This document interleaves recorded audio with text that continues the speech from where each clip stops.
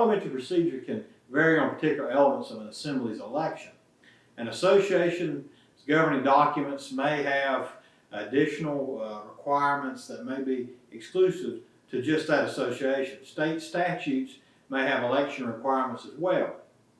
These statutes could even conflict with accepted parliamentary procedure and the association's governing documents. Most homeowner associations utilize the nomination from the floor process, which is also called an open nomination process. This procedure is used with most assemblies who elect their directors at an annual meeting. However, there are governing documents that address the nomination process through a nominating committee as well. And this could be in addition to nominations from the floor. There are also governing documents that only utilize the nominating committee process and do not provide provisions for floor nominations. What follows is a typical homeowner association annual meeting election. Traditionally, the meeting chair will turn the floor over to the inspectors of the election. This being an independent party to conduct an impartial election, this is especially prudent or may be required by state statute if the chair is a board member or a candidate in the election for the board of directors. Inspectors of election are many times appointed by the board of directors before the annual meeting. Governing documents or state statutes may have specific requirements for inspectors as well.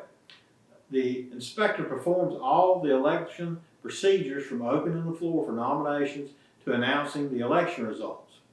If there's not an independent inspectors of election, the association's management company will, in most instances, perform these duties as part of their service. On the agenda, the board elections can be noted simply as elections or broken into different subsections. Typically, subsections: nominations from committee, nominations from floor, candidate introductions, voting, election results are typical. It is important that before the election portion is begun, the meeting chair or the inspectors of election review with the assembly any candidate criteria typically found in the bylaws. Doing this beforehand can help avoid hurt feelings or other unpleasantness when it is discovered after the fact someone was disqualified from serving in the first place. An association's governing documents may have language requiring candidates for the board to meet certain criteria. Probably the most common is that the member is in good standing. There could be language limiting the number of consecutive terms that a board member can serve. It is not unheard of to have language restricting convicted felons from serving on boards of directors. If the community has mixed forms of housing, there could be requirements for certain board members or certain positions to be held by members representing the different housing groups. Whatever possible criteria before the election process is initiated is when this needs to be addressed before the assembly. Nominations are typically for at-large positions on the board of directors. At-large directors positions are open positions open to all nominees. Sometimes candidates are nominated for specific purposes or positions. If this is the case, this is an aspect of the voting that needs to be made exceptionally clear at the beginning of the election. For example, if certain director positions are intended for a style of home and the director must reside in that style of home, generally all candidates for the election must be nominated from the floor. For example, if the association has a nominating committee, the chair of the nominating committee would officially nominate the committee's slate from the floor.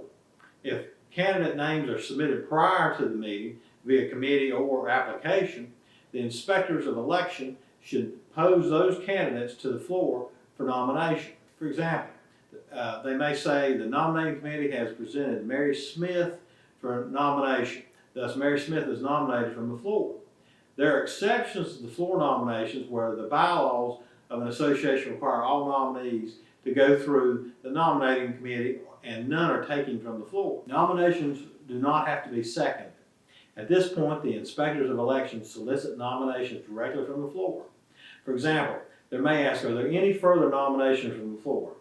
If there are any additional nominations from the floor, the inspectors of election should repeat those nominees' names to the assembly and ask everyone to write that nominee's name on their ballot. A member of the assembly does not have to be recognized to make a nomination, while nominations do not have to be seconded. If someone in the membership wishes to do so, it is acceptable and not necessarily out of order. Members can nominate themselves as well. To close nominations does not necessarily require a motion to do so. The inspectors of election can simply close the floor for nominations when there are no further nominations. While the inspectors of elections should be sure there are no further nominations, the inspectors should also close nominations in a prudent manner. Prudent meaning not to implore members to be nominated if there is no earnest desire to serve. There is a misconception, or more accurately, an erroneous practice of calling 3 times for the nominations before closing the floor. While the inspectors of elections should make reasonable attempts to ensure there are no further nominations, doing this is not necessary. When nominations are taken, the inspectors of elections should be recording the names of the nominees. There are 2 reasons. First, to provide a list of these names to the secretary taking the minutes, and second reason is to recite the nominees' names back to the assembly for voting purposes. Traditionally, once the floor has been closed for nominees, assemblies have board nominees introduce themselves, asking for a brief statement of why they wish to serve. The brief personal statement can be a huge determination of who is elected, thus should be encouraged. If a nominee is not present, the chair can allow someone to speak on his or her behalf with the same time limit parameters used by the other nominees who are in attendance. If a nominee is not going to be present for an election, typically a written affirmation from this nominee is required. An affirmation stating their willingness to serve.